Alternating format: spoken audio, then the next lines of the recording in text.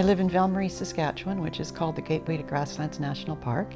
It is an hour and 20 minutes south of Swift Current on Highway 4, and really is in a little corner with the park surrounded around it on every side. Being an artist is, of course, the primary role that I have. Everything else I do stems from that. So I have a practice as an artist mentor. I don't have qualifications to be a coach, but my art career covers about 35 years, and there's not much I haven't encountered. I teach in the studio, and I also lead workshops for Canadian Artists Representation Saskatchewan, which are about the business of art. To describe my art, I have to describe the way that I think about the art that I make. I believe in the importance of beauty in our lives, and I think if we can't see the beauty in our own lives, we can't see what's valuable in the world. I've always thought if I can make something that looks the most like itself, then I can help the viewer see it and see themselves in it, so that the viewer realizes that the beauty isn't just outside of them, it's inside them as well. As a result of all that, my artwork is highly realistic, but it's not the kind of realism that's based on me going outside and painting from the landscape, or me setting up a still life and working with the available light. I take photographs. If I'm working with a still life, I set it up first. I set up the objects, and I set up the background and the lighting. If I'm including a landscape, I'll photograph the landscape. You can't manipulate them out in the world nearly so much. But I do then work with them in my computer to make them look more like what I saw, and to make the objects work together when I start to paint them. Because my goal is to make something that looks as though it was the only option, to have the finished piece look like it couldn't have been any other way. I never know where ideas are going to come from. They seem to show up the most easily when I'm doing more work. So the more time I spend in the studio, the more flow it feels like there is. But once I have an idea, then I began looking for the images to support it. I'll go back, and currently I'm working with images of birds and flowers and skies, so I'll go back through my bird photographs, and I'll go back through my flower photographs, or I'll take new photographs and try and find things that seem to have meaning in the way they work together. And then I start to draw. I do a lot of drawing before I start painting. The drawings are quite meticulous and detailed. Most of the time, I make the drawing and then begin painting over it to make it look like what my mind sees when I look at the photo. I mix all the colors before I start. Because I work with oil paint, the paint can last a long time. The paint I use has got a walnut oil base, and it's quite oily, so it goes on thinly. I've had people ask me if I work in watercolor because the paint just goes on thin.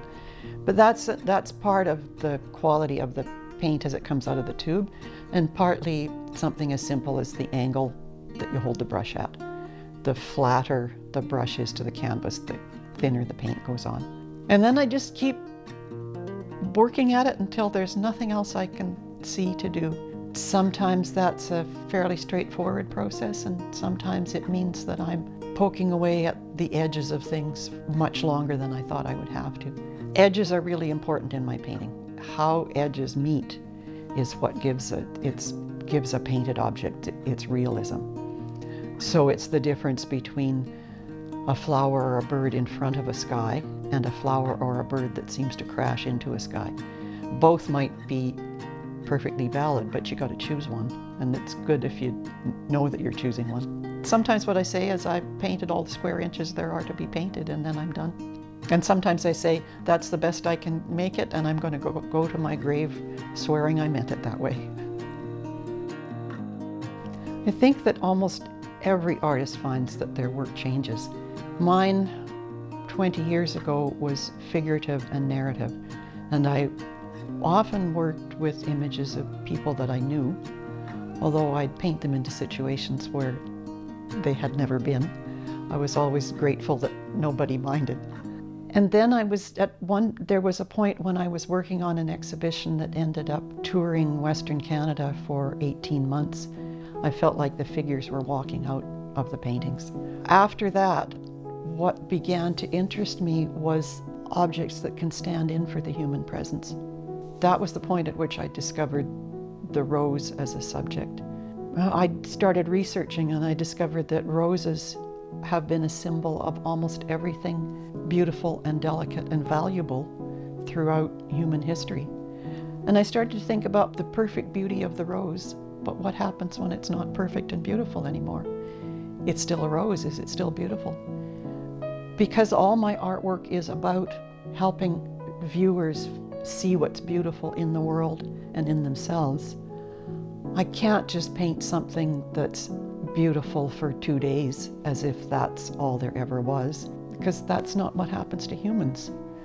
We age, we change, we get old. I can't believe that we don't have value when we're not rose pretty and perky anymore. And that's when I began to look for other subjects that have the same meaning. My current practice is focused on trying to bring together disparate elements in the human experience into paintings that can help us see how what we experience is valuable. The still life, nature, whether it's landscape or the creatures that we find in the landscape. I've just completed a couple of small paintings that are images of birds against a sky with clouds in it. There's one bird per painting, and each bird is standing on an abstract gold band that goes across the lower part of the painting. My artwork can currently be seen at Nouveau Gallery in Regina and on my own new gallery website, which is grasslandsgallery.com. Plus, I'm busy on Instagram and I'm sometimes busy on Facebook. On Instagram, I'm Laureen Artist, and that's a really good place to find me because I like Instagram. So I post new paintings there, and I post paintings in progress, and when I have a new project, that's one of the places I put it first. Are you an artist who's interested in appearing on MaxTV Local? Email us at max.local@sastel.com.